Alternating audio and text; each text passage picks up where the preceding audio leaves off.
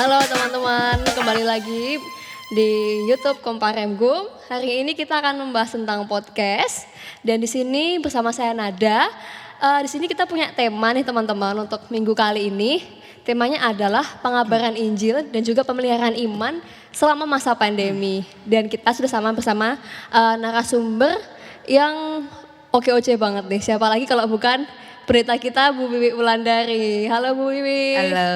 Apa kabar Samo. Ibu? Baik, kabar baik. Puji Tuhan. Ya, Terima Ibu. kasih ya diundang di sini. Ya, jadi ketika selama masa pandemi kegiatannya apa aja nih Bu? Oh, kegiatan selama pandemi sekarang kita ada dalam pergeseran. Jadi Oh, pendeta gitu. online. Pendeta online. Iya. Gimana nih Bu rasanya jadi pendeta online? Oh, mengekspresikan apa yang selama ini tertunda gitu ya. Oh, gitu. Dulu kan cita-cita saya mau jadi artis gitu. Terus? Ya, terus selama pandemi ini mau tidak mau kan kita ada dalam model yang berbeda. Nah, Oh, ya, model bener online banget. itu Ya, ya. online. Akhirnya terekspresikan apa yang menjadi hasrat terpendam gitu ya. Ya, puji Tuhan malah punya bakat lain yang bisa digali gitu ya Bu ya. Itu Iya. dampak positif dari pandemi. Oh iya, benar sekali. Segala sesuatu tuh harus dilihat dari segala positifnya ya Bu ya. Betul. Siap. Tuh teman-teman. Oh ya, jadi gini Bu, kemarin kita juga sempat buka open question gitu, kayak Q&A. Oke. Nah ini ada banyak sekali pertanyaan dari teman-teman kita nih Bu, mengenai tentang apa ya istilahnya, gimana sih cara memelihara iman, pekabaran Injil selama pandemi ini seperti apa. Nah mungkin ini ada beberapa pertanyaan, totalnya ada 7 mungkin Bu, nanti monggo dijawab Bu Wiwi. Oke, siap. Kita mulai aja ya Bu ya. Ya. Oke, pertanyaan pertama, udah kayak kuis. Jadi Bu, karena ini temanya pengabaran Injil, kira-kira teman-teman pengen tahu Bu, sebenarnya Injil itu apa sih Bu? Ya, kalau Injil itu artinya kabar baik. Oh gitu. Iya, kalau Injil itu kan bagian dari Alkitab kita, itu ya. Jadi kabar baik tentang juru selamat. Jadi dari kisah kelahiran Tuhan Yesus gitu ya sampai pada kenaikan Tuhan Yesus ke surga gitu, iya. Jadi kabar baik dalam diri Tuhan Yesus, gitu. kemanusiaan Tuhan Yesus sebagai sang juru selamat yang ya Tuhan Yesus kan datang membawa kabar baik bagi kita semua gitu nggih. Maka itu harus disiarkan kabar baik itu. Iya. Oke, jadi Injil itu seperti kabar baik ya Bu ya. Kabar sukacita, Kabar kabar baik. sukacita mengenai kelahiran Tuhan Yesus, kelahiran juru selamat. Karyanya, Karya-karyanya. mujizatnya, Iya, sampai pengorbanannya untuk memberikan keselamatan bagi kita. Itulah yang disebut Injil. Iya, jadi Oke, ada mantap sekali. empat kitab Injil itu ya. Iya, Masih ingat ya Masih, pelajarannya? Ya, Matius, Markus, Lukas, Yohanes. Ya itu. Ada lagunya tuh Bu. Oh iya ada. Matius, Markus, Lukas, Yohanes Dan ya. selanjutnya, kitab Iya, selanjutnya. kitab selanjutnya. Oke, iya. Itu masih terngiang di kepala saya seperti itu. Bagus. Bu. Iya. Buat ngapalin Alkitab soalnya Bu. Gitu nggih. Iya. Oke, kita lanjut ya Bu ya. Ke pertanyaan nomor 2. Tadi kan udah Bu kalau soal Injil itu apa. Terus tetap berkaitan dengan pandemi nih Bu. Karena kan tadi Bu sempat ngendiko kalau selama ini tuh online gitu. Nah, kira-kira dari menurut Bu Wiwi sendiri itu kekurangan, kelebihan online itu apa sih Bu? Dan mungkin ada cerita sedikit tentang hambatan-hambatan yang Ibu selama ini lalui seperti apa? Monggo Bu Wiwi. Iya. Kalau bicara tentang online, kita bicara era digital ya. Nggih. Untuk anak muda mungkin nggak masalah gitu Iya. ya. Tapi bagi orang tua, dulu kan pernah nggak ada Mbak Nada atau teman-teman yang lain dapat kabar atau berita atau cerita atau bahkan diomongin. Tiap hari kok onlinean. Lah, Wah, oke. kemudian Oke. orang tua berpikirnya online itu urusan game online, Ya. kemudian hanya nonton drakor Ya. atau mungkin ya dunia maya begitu Ya. ya. Orang tua kan agak risih, terganggu Iya, online gitu nggih. Sampai kadang mbok nggak usah pakai onlinean, nggak pakai HP gitu nggih. Tapi dengan pandemi ini mau tidak mau kan ya online sesuatu yang diperhadapkan karena ketika pandemi ada kan kita protokol kesehatan ya. Sekarang di new normal sudah jelas ada jarak. Kalau dulu kan di rumah aja lah gitu ya. Konsepnya kan di rumah aja. bagaimana kita bisa berkomunikasi kalau hanya di rumah saja gitu nggih. Nah, kemudian muncullah bagaimana konsep online. Nah, positifnya justru mau tidak mau, siap tidak siap, kita ada di era itu. Oh ya. Jadi orang tua mengubah konsep. Iya. Justru malah mengenalkan digital kepada dengan orang Betul. tua. Ya, jadi siapapun khususnya yang lebih tua dari anak muda gitu nggih. Ya. Mau tidak mau harus merubah konsepnya tentang dunia online gitu nggih. Dunia digital ini dan itu sisi positifnya. Ya. Kalau anak muda saya kira mereka lahir sudah tahu gitu ya. Ya. Mereka berkembang, mereka sudah belajar. Jadi nggak begitu kelihatan dampak walaupun ada sesuatu yang lebih positif yang dilihat dari para orang tua gitu. Jadi kita lihat sisi positifnya dan orang tua positifnya sekarang mereka menikmati dunia digital. Jadi lebih tahu gitu nggih Bu ya. Betul. Karena dipaksa untuk tahu. Nggih. Iya. Yeah. Kalau ini Bu, itu kan kelebihan. Kira-kira kekurangannya itu apa Bu? Ya, kekurangannya kalau kita bicara tentang ekonomi ya. Oh gitu. Bahwa ada kebutuhan selain kebutuhan pokok yang makanan, katakanlah dulu kebutuhan pokoknya adalah pangan, sandang, papan. Ya. Sekarang kuota. Harta, tahta, kuota. Oh gitu ya. Anak muda Bu. Oh biasa. gitu. Sekarang ya kalau bicara tentang dampak positifnya tadi ada era yang begitu indah, tapi negatif kalau dari sisi orang tua ada pengeluaran lebih iya, gitu bener. Itu yang mungkin kelihatan ya. Maka kemudian biaya kuota itu sama dengan biaya beli beras. Oh, sekarang saya baru dengar nih Bu. Oh gitu ya. Iya. Ibu rumah tangga. Saya anak hanya ikut gitu ya. Penting ada kuota. Iya itu. Iya. Terus hambatannya Bu Wiwi apa nih kira-kira selama pandemi terus apa-apa online gitu? Jadi kalau kita bicara hambatan, saya rasa kemarin GKJ Gumulan dan teman-teman tim ibadah online itu, saya melihat ketika dalam rapatnya awal itu punya semangat yang luar biasa gitu, bahwa ketika kita siap, oke, besok kita ibadah online gitu. Nah, pertama kan mesti hambatannya satu, kita nggak punya alat-alatnya gitu ya. Terus bagaimana menyikapi itu? Ya, ternyata bisa menjadi tidak hambatan ketika kemudian ada upaya pinjam. Oh iya benar Bu. Dan baru sekarang di inventaris ternyata kita punya apa dan kita belum punya apa. Ternyata kita belum punya apa-apa. Semua dalam daftar pinjam gitu. Dan ternyata apa yang dikatakan sebagai hambatan bisa diterjang dengan cara yang lebih kreatif. Ya semoga suatu saat kita bisa memiliki alat itu. Amin. Karena sekarang kerinduannya di situ. Memfasilitasi GKJ Gumulan memfasilitasi ibadah online, kemudian juga untuk PA online, Sarasehan online. Kalau kita punya alat-alatnya keren gitu, Nje. Itu gambarannya yang paling kentara gitu. Iya, keren banget ya Bu ya. Jadi mulai dari hambatan, kendalanya seperti ini, tetapi adanya upaya dan juga usaha dari tim ibadah online, semuanya dapat terasa dengan baik. Keren banget ibadah online. Jadi dibuat sebagai sebuah tantangan untuk mewujudkan. Iya, benar banget. Dan itu tidak jadi hambatan lagi. Gitu, iya, jadi hambatannya sudah terlewati gitu Bu. Betul. Mantap. Nah, nih Bu, lanjut ke pertanyaan nomor 3 ya. Jadi kalau sudah membahas tentang mengenai online, offline. Nah, menurut Bu Wiwi ini kira-kira lebih efektif mana? Online atau offline?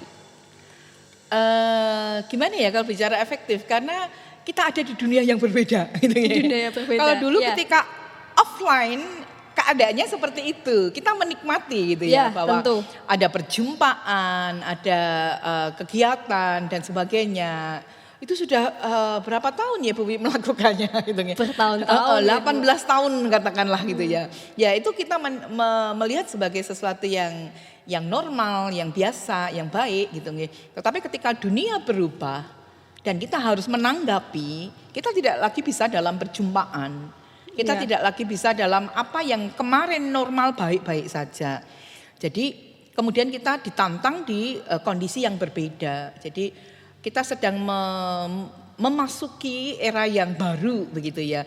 Dan bagi saya ya semua efektif sesuai dengan keadaannya. Sesuai dengan tuntutan situasi kebutuhannya. Iya. Sekarang yang paling efektif memang online ya. Walaupun kita sudah belajar mengupayakan offline juga ya. Ibadah sudah mulai dibuka di gereja gitu. Dengan protokol yang sedemikian rupa ya Bu. Iya, tapi kan kita memahami kondisi jemaat kan macam-macam ya. Ada usia-usia rentan. Nah, niku. Mungkin mereka masih efektif di offline-nya gitu. Di online-nya ya, di online-nya karena kondisi nggak bisa berkumpul. Tapi ada yang sudah rindu sekian lama kok online, jadi tetap kerinduan offline-nya ada gitu. Jadi semua efektif sesuai dengan kondisinya. Oke, mantap. Jadi semua tuh tergantung dengan kondisi dan situasi nggih Bu ya. Mau pakai cara apa yang penting tetap jalan apapun itunya. Oke. Lanjut ya Bu. Ke pertanyaan nomor 4. Contekan saya balik-balik ini. Jadi ini Bu. Nah, ini ada pertanyaan nih Bu. Tapi dari teman-teman remaja-remaja. Nah, remaja-remaja ini kan biasanya ikut PA gitu kan Bu. Setiap weekend.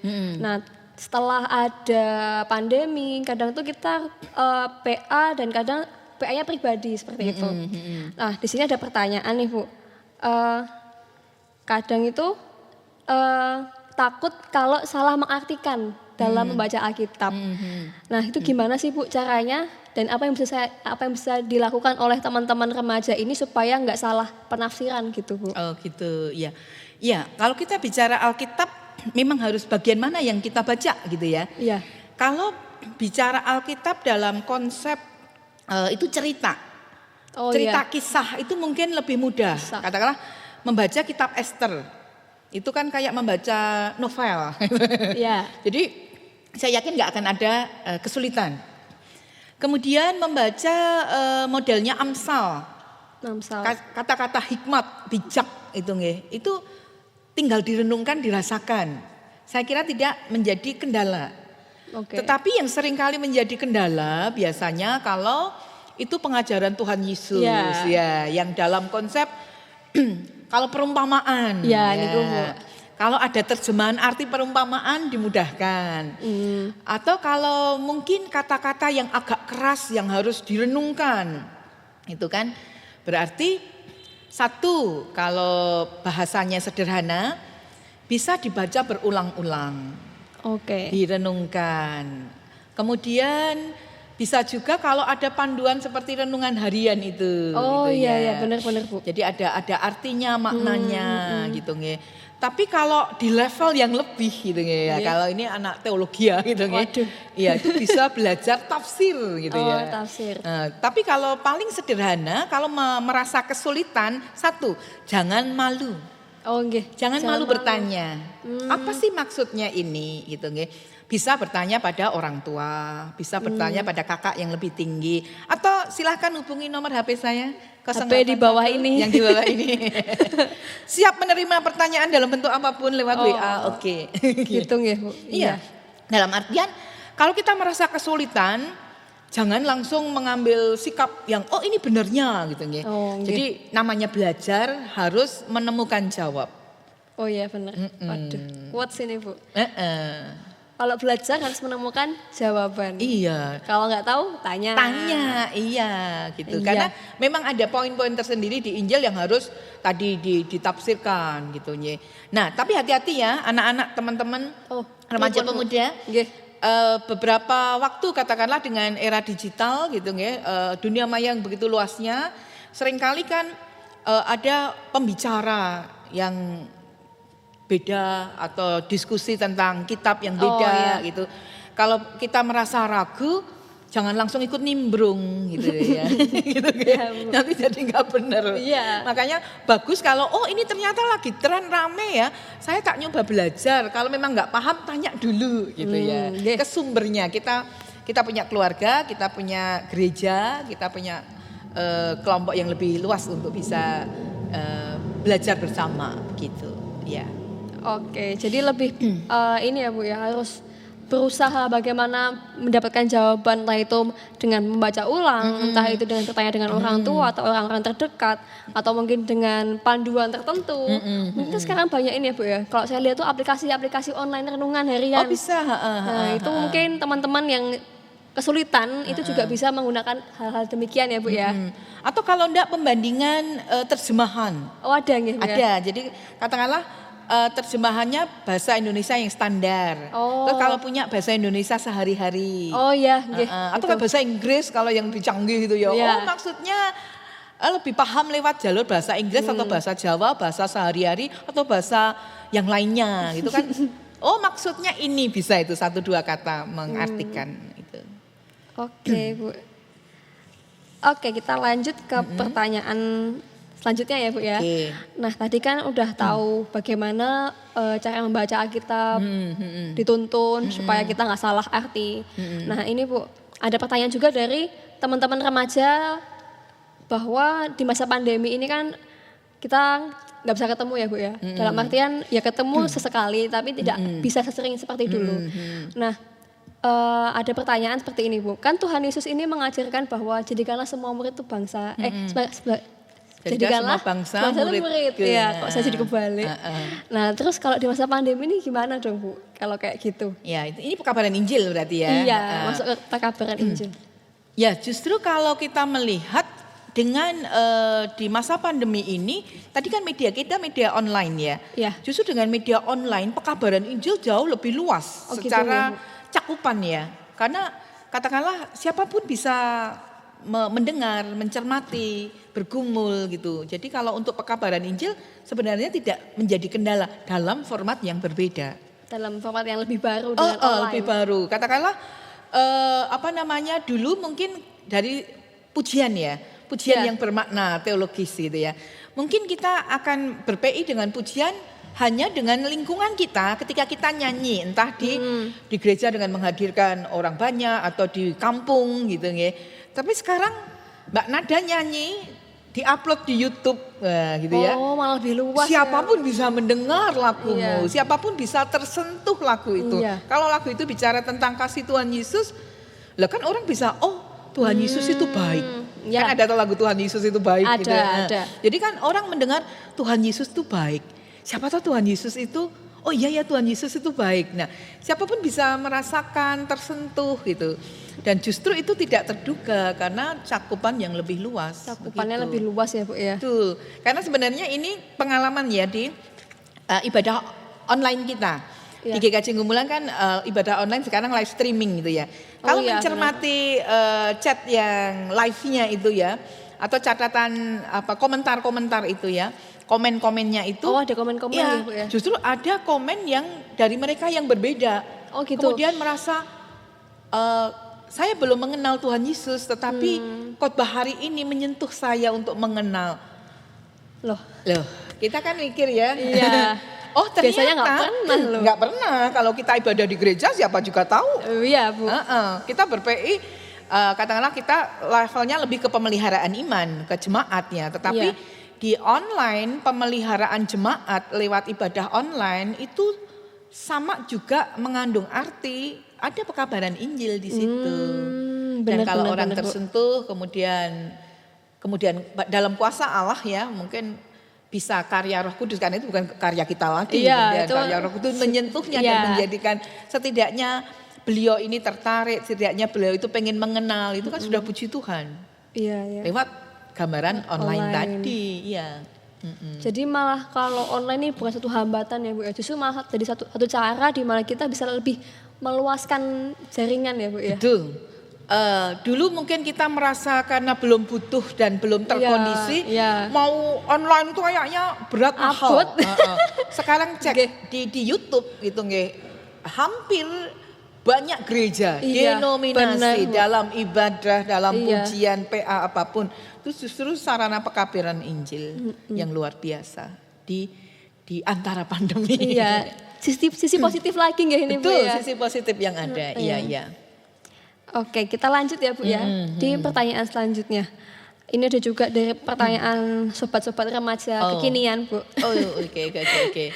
Jadi karena pandemi ini tuh pertama dibatasi pergerakannya, terus banyak sekali istilahnya apa ya Bu, dampak negatif seperti mungkin kelangkaan beberapa bahan pokok atau mungkin kemarin sempat langka masker, terus habis itu hand sanitizer juga habis. Nah, ketika itu banyak perilaku buruk yang terjadi, Bu. Misalkan kemarin saya juga sempat baca di rumah sakit kan sudah banyak Bu hand sanitizer di setiap sudut tembok dicuri. Lalu ada juga penjahat yang orang mungkin memang terdampak ekonomi sehingga dia terpaksa mencuri. Atau mungkin ada yang melakukan tindakan kriminal lain untuk memenuhi kebutuhan ekonominya. Terus apalagi untuk remaja ini Bu, terutama adik-adik itu kan sekolahnya online Bu, dan itu menurut teman-teman banyak sekali tugas Bu, tugasnya menumpuk, kuotanya harus demikian. Nah, mereka ini beberapa mengalami keputusasaan seperti itu. Nah, ada pertanyaan demikian Bu, gimana sih caranya supaya tidak jatuh ke dalam keputusasaan? Dan yang kedua, gimana cara untuk tetap menjaga dan memelihara harapan dan serta iman di kondisi yang mungkin bisa dikatakan sulit gini Bu. Iya, jadi enggak masalah, pergumulan itu ada sampai hampir putus asa. Yang penting jangan sampai putus asa. Hampir gitu ya. tapi jangan. Iya. Kalau hampir dan jangan ya. Karena gini, Tuhan kasih masalah supaya kita kreatif. Oh benar, iya harus gitu. Sama kayak itu bedah online tadi ya Bu. Jadi kalau ada tantangan tadi, harusnya munculnya bukan sesuatu yang membuat kita berperilaku buruk negatif tadi ya. Harusnya munculnya adalah ide kreatif.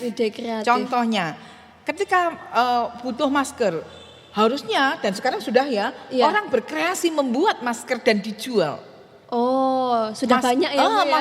Masker modis ya malahan sekarang, atau masker dengan beragam warna, beragam pilihan. Bukankah itu ide bisnis yang baru? Iya, justru malah itu jadi sebuah keuntungan ya Bu. Betul, memunculkan sesuatu ide kreatif gitu. Kemudian hand sanitizer mahal, kenapa harus mencuri? Kenapa nggak berpikir memproduksi dan menjual? Nah ini harusnya pola pikirnya ya. Mengubah pola pikir sesuatu yang hambatan tadi harus menjadi sebuah tantangan. Kalau itu cerita di sana, itu biarlah bagian dari kehidupan sana ya. Tapi kalau remaja pemuda kita harusnya enggak gitu ya. Harusnya melihat tadi hambatan harus menjadi tantangan dan harus dilewati, tidak dihindari. Nah kalau tugas sekolah gitu ya. Nah itu Bu. Berarti sekarang harus beradaptasi dengan tugas sekolah. Kemudian kalau masalah kuota, ini mesti bisa kerjasama dengan teman-teman yang punya jaringan wifi gitu ya. Kalau perlu datang ke gereja, boleh kok pakai wifi gereja. Oh teman-teman, monggo loh. Menggunakan wifi gereja gitu kan. Untuk hal-hal yang positif aja loh ya. Untuk tugas loh ya. Jangan live Instagram. Jangan game online. Game online, waduh. Boleh kalau mau ke markasnya Panti Jomblo. Panti Jomblo. Ya, kita sudah men-channel beberapa gitu ya. Di rally gitu ya, jaringan wifi kita. Jadi unlimited. Jadi kalau mau pakai bisa gitu. Karena saya pernah melihat ada anak-anak yang katakanlah di balai desa gitu ya. Balai desa free wifi, ternyata minta izin juga boleh. Kemudian ada keluarga yang punya wifi. Mungkin mengerjakan tugas bersama kan bisa gitu ya. Jadi munculkan ide kreatif. Di mana ada free wifi. Manfaatkan itu dengan baik asal izin. Gitu. Karena ada beberapa dulu gitu. Betul ada beberapa warga justru membuka tetangga. Bagus saya ini bagus. Yang mau garap tugas PR di sini tapi matur gitu, jadi jangan depis-depis di pinggir pagar itu ya. Nanti kalau ada motor lewat khawatir gitu ya. Nah, yang penting dalam perjalanan hidup kita mesti akan ada masalah. Iya, benar sekali. Kalau sekarang tahapannya remaja, mungkin masalahnya masih di seputar remaja. Kalau kita bisa melewati dan sampai tidak putus asa, berarti kan kita lulus ujian ya. Mesti besok akan ada masalah yang lebih besar lagi yang harus mendapat tantangan. Jadi apa yang Tuhan berikan sebenarnya sedang mendidik kita untuk lebih kuat. Mantap. Jadi pandemi ini jangan dilihat menjadikan kita putus asa berat dan sebagainya, jangan gitu ya. Lihat bahwa akan ada sesuatu yang luar biasa besok ketika kita bisa melewati ini. Amin. Nah, maka jangan sampai putus harapan. Iya, Itu. mantap Bu Wiwi. Itu yang harus dimotivasi pada diri kita masing-masing ya. Iya, jadi kalau di masa pandemi ini justru putus asa nggak boleh ya Bu ya. Justru kita tuh harus berpikir, pola pikirnya tuh harus dibalik. Betul. Gimana caranya supaya bisa memenuhi kebutuhan tapi dengan cara yang menguntungkan. Betul. Misalkan tadi jualan masker atau mungkin memproduksi sendiri. Dan kalau misalkan nggak ada wifi bisa numpang ke tempat yang lain asal dengan sesuai dengan izin. Nah seperti itu. Yeah. Oke Bu, jadi kita lanjutkan pertanyaan. Ini pertanyaan terakhir tuh Bu. Oke. Mungkin agak sedikit berat. Oh, bisa. Semakin kesana semakin berat gitu ya. Iya, jadi ada remaja ini yang sempat bertanya Bu. Jadi kalau sebenarnya dari sisi Tuhan Yesus, ini itu mengajarkan istilahnya pengabaran Injil dengan dua sisi. Misalkan ada kelompok tersendiri seperti Tuhan Yesus kepada murid-muridnya. Lalu yang kedua, Tuhan Yesus ini sering mengumpulkan banyak orang, sampai beribu-ribu dengan banyak sekali orang, itu yang kedua. Nah, ada pertanyaan demikian Bu, kenapa kok sekarang gereja itu menerapkan dua metode, tapi kok masih fokus ke yang persekutuan aja seperti itu? Dan mungkin di Gumulani seperti apa Bu? Apakah mungkin memungkinkan seperti itu? Dan ketika dilakukan apakah ada hambatan seperti SDM yang belum memungkinkan atau bagaimana? Monggo Bu. Yeah. Jadi saya melihat kalau modelnya Tuhan Yesus itu model kreatif ya. Iya. Sesuai dengan kebutuhan. Sesuai dengan kebutuhan. Pertama ya. kebutuhannya adalah pemuritan 12 murid gitu ya. Tetapi kan 12 murid nggak cukup gitu. Kemudian Tuhan memanggil yang berdua-dua itu gitu ya. Kemudian untuk mengabarkan Injil, kemudian ada pilihan 70 orang dan sebagainya. Itu kan karena kebutuhan. Bahkan ketika para rasul kemudian berkarya, mereka juga butuh bantuan dan pertolongan gitu ya. Jadi sesuatu yang cocok dengan situasi dan kebutuhan itu yang kemudian dipilih, digunakan gitu ya. Jadi tergantung gitu ya. Nah, kenapa kita lebih kelihatan fokus pada tipe yang persekutuan di gereja katakanlah ya, atau kemudian di persekutuan wilayah gitu ya. Jadi di dalam poin yang standar, yang tradisional itu yang terjadi gitu ya. Bahwa persekutuan kita ada di lingkup yang lebih luas di gereja, kemudian mengecil di blok wilayah. Tapi masih lagi kalau mengecil itu di kelompok Sarasean. Nah, kelompok Sarasean ini dari tipe orang tua dulu ya. Tipe orang tua yang kita gampang lihat gitu ya.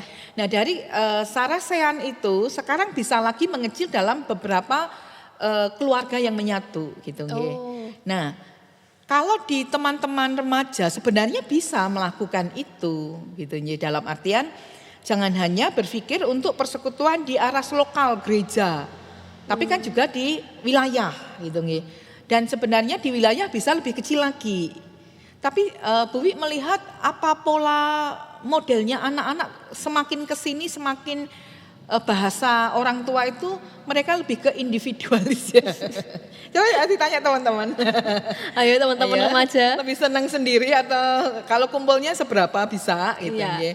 Sebenarnya model itu bisa dipilih gitu ya. Jadi mungkin suatu saat perlu polling gitu ya. Polling SMS, polling WA. Polling WA bisa. Saya kira bukan masalah SDM-nya gitu nih, tetapi mungkin masalah pilihan saja. Andai kan ini menjadi pilihan remaja pemuda, bisa modelnya.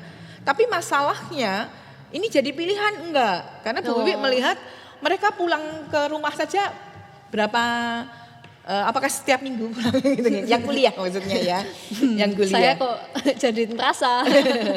Jadi bukan karena kita enggak mau mereka kumpul, tapi mungkin ada pilihan dan kegiatan yang lain gitu nih. Yang penting sebenarnya cara itu bisa menjadi pilihan, tapi bagaimana kita terlibat nih. Yang penting kalau Bu Wiwi malah gini, diawali dengan pribadi masing-masing. Kesadaran bahwa kita butuh pemeliharaan iman. Siapa yang memelihara? Kita sendiri. Kemudian yang lain itu dalam persekutuan itu kan sebenarnya membantu. Kita butuh bantuan dalam artian di wilayah. Atau kita merasa terlalu luas, di lebih kecil lagi atau sesuai dengan hobi kita. Nah ini lebih baik mungkin ditumbuhkan ya. Bukan masalah luasnya tetapi kecocokan. Mungkin yang hobinya musik bisa gabung dengan yang bermain musik. Jadi yang suka nyanyi gabung dengan yang suka nyanyi. Jadi pemeliharaan iman bisa terjadi di situ. Tidak pada masalah aras wilayah tetapi pada pilihan-pilihan kekhususan, keunikan yang Tuhan berikan. Bagi saya itu mungkin lebih efektif ya untuk remaja pemuda gitu. Iya. Kalau untuk wilayah tadi orang tua lebih efektif gitu. Iya. Jadi untuk perkabaran dan juga persekutuan itu lebih dioptimalkan pada pilihan ya Bu ya. Iya. Pilihan dan juga kondisi masing-masing. Betul. Gitu. Itu teman-teman dari jawaban-jawaban Bu Wiwi tadi. Tadi pertanyaannya sudah selesai Bu. Jadi udah 7 pertanyaan semua terjawab nih Bu. Terima kasih Bu Wiwi. Mungkin dari Bu Wiwi ada sedikit pesan untuk kami anak-anak remaja. Monggo Bu Wiwi. Oke. Ya, pesan untuk remaja pemuda, ya. Tuhan berikan setiap masalah bagi kita itu mesti ada maksudnya. Temukan maksud Tuhan dalam permasalahan yang ada, khususnya di pandemi ini. Dan mari bersama kita gali setiap potensi yang Tuhan berikan melalui ide kreatif. Nah, dari ide kreatif maka akan muncul sebuah kekuatan dan itulah adalah harapan kita. Maka tidak akan pernah yang namanya putus asa, putus harapan. Iya, gitu, benar Jadi sekali. maju terus, kreatif terus, remaja pemuda GKJ Ngumulan. Gitu Mbak Nada. Amin, puji Tuhan. Terima kasih Bu Wiwi atas sama-sama. waktu dan juga kesempatan yang telah diberikan. Jadi teman-teman, sekian podcast pada hari ini. Saya, Nada dan Ibu Wiwi mohon undur diri, mohon maaf apabila ada salah kata maupun perbuatan. Di masa pandemi ini teman-teman jangan lupa untuk tetap cuci tangan, jaga jarak, pakai masker kalau perlu pakai face shield juga. Nah teman-teman jangan lupa juga untuk like, komen, dan subscribe serta nyalakan notifikasi lonceng pada channel Komparemgum. Sekian, terima kasih, sampai jumpa kembali.